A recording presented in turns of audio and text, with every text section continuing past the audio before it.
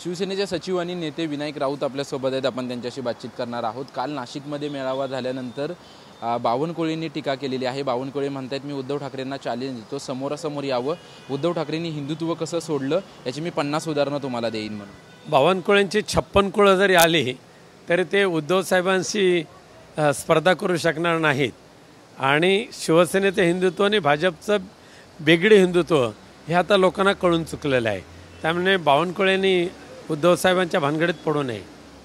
काल ज्या पद्धतीने बाळासाहेब ठाकरे यांचा आवाज वापरून जी व्हिडिओ दाखवण्यात आले त्यावरून देखील टीका करण्यात येते की उद्धव ठाकरेंनी बाळासाहेबांची जी कॅसेट आहे तीच कॅसेट घ्यावीत आणि संजय राऊत आणि उद्धव ठाकरेंनी ऐकत बसावीत, अशी टीका नारायण राणेंनी केली। नारायण राणेंना आता हिशोबात घेण्याची गरज नाही आहे, कारण शिवसेनेच्या शिबिराची एवढी धासका घेऊन ज्यार्थी यांना बोलावं लागतंय त्यार्थी ते शिबिर किती परिणामकारक ठरलं हे सिद्ध झालेलं आहे। त्यामुळे बाळासाहेबांची लावलेली टेप, उद्धव साहेबांचं झालेलं भाषण, आदित्यजींचं झालेलं भाषण, त्या अधिवेशनामध्ये ज्या पद्धतीने अधिवेशनकर्त्यांनी आणि संपूर्ण महाराष्ट्राने स्वीकारलेलं आहे ते पाहिल्यानंतर यांचे जळफळाट झालेलं आहे, म्हणून अशी टीका करायला ते टीका करतायत। असं देखील म्हणतायत की आता काही आमदार निवडून आले असतील परंतु पुढच्या वेळेस 5 देखील उद्धव ठाकरेंचे आमदार निवडून येणार नाहीत। नारायण राणेंनी स्वतःचं तर पाहावं। खासदार म्हणून निवडून गेल्यानंतर स्वतःचं घर सोडून इतरत्र कुठे मतदारसंघामध्ये खासदार फिरतोय का?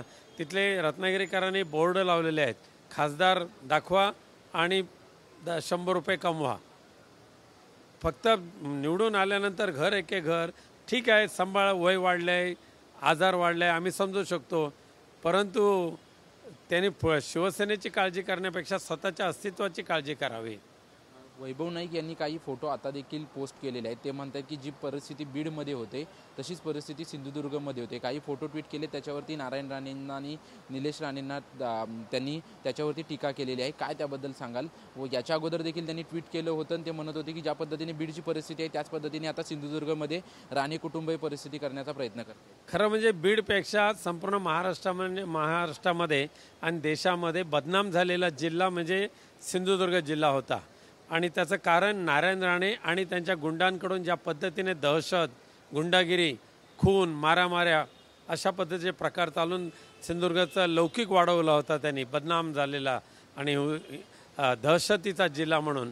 आता दुर्दैवाने त्यांच्याच घरात पूर्ण सत्ता गेल्यानंतर पुनश्च एकदा ते सुरुवातीचा नारायण राणे आता दिसायला लागलेले आहेत लोकांना।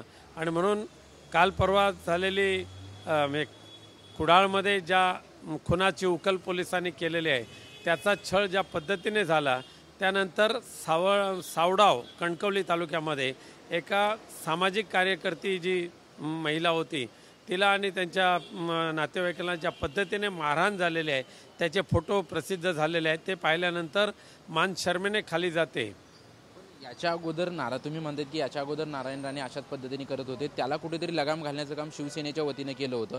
तुम्ही खासदार म्हणून निवडून आला होतात, वैभव नाईक आमदार म्हणून निवडून आले होते आणि कुठेतरी लगाम घालण्याचं काम तुम्ही केलं होतं। आता पूर्ण सत्ता तुम्ही म्हणतायत की त्यांच्या घरामध्ये, आता मग लगाम घालण्याचं काम किंवा थांबवण्याचं काम कशा पद्धतीने केलं जाईल? खरं म्हणजे आमच्या 10 वर्षाच्या कारकिर्दीमध्ये एकही राजकीय हत्या किंवा असा कुठला प्रकार झाला नव्हता। आता नारायण राणेंच्या कारकिर्दीत पुन्हा एकदा सुरू झालेलं आहे, त्याची जबाबदारी नारायण राणे आणि त्यांच्या कुटुंबियांवर आहे आणि तशीच मुख्यमंत्री देवेंद्र फडणवीस यांची आहे, त्यांनी हे सगळं थांबवलं पाहिजे। शेवटचा प्रश्न, वक्फ विधेयकाला 7 दिवसांची स्थगिती देण्यात आली सुप्रीम कोर्टातून। सुप्रीम कोर्टामध्ये म्हणणं मांडण्यासाठी सरकारनं 7 दिवस घेतलेले आहेत, काय प्रतिक्रिया आहे? कारण की पक्षाने देखील विरोधात आपल्या मतदान केलं नाही, आम्ही वक्फ बोर्डाला प्रिन्सिपली विरोध केलेला आहे आणि साहजिकच आहे सर्वोच्च न्यायालयाने आता ज्या अर्थी स्थगिती दिली त्या अर्थी शिवसेनेने जो विरोध करत असताना जी भूमिका घेतली होती ती योग्य होती असं त्याचा अर्थ होतोय। हिंदी भाषा सक्तीवरून आता राज ठाकरेंनी देखील पत्र लिहिले, ते म्हणतात हिंदी कोणी लादू शकत नाही आणि जर ती लादली तर आम्ही त्याचा विरोध करू, कुठे कुठे पुस्तकं वाटली जातील ती देखील आम्ही ते थांबवण्याचा प्रयत्न करू। आपल्या पक्षाची भूमिका, पक्षाच्या वतीने योग्य ती भूमिका योग्य वेळेला मांडली जाईल। धन्यवाद आमच्याशी बातचीत केल्याबद्दल। कॅमेरामन मनीष विचारेसह निवृत्ती बाबर, TV9 मराठी, मुंबई।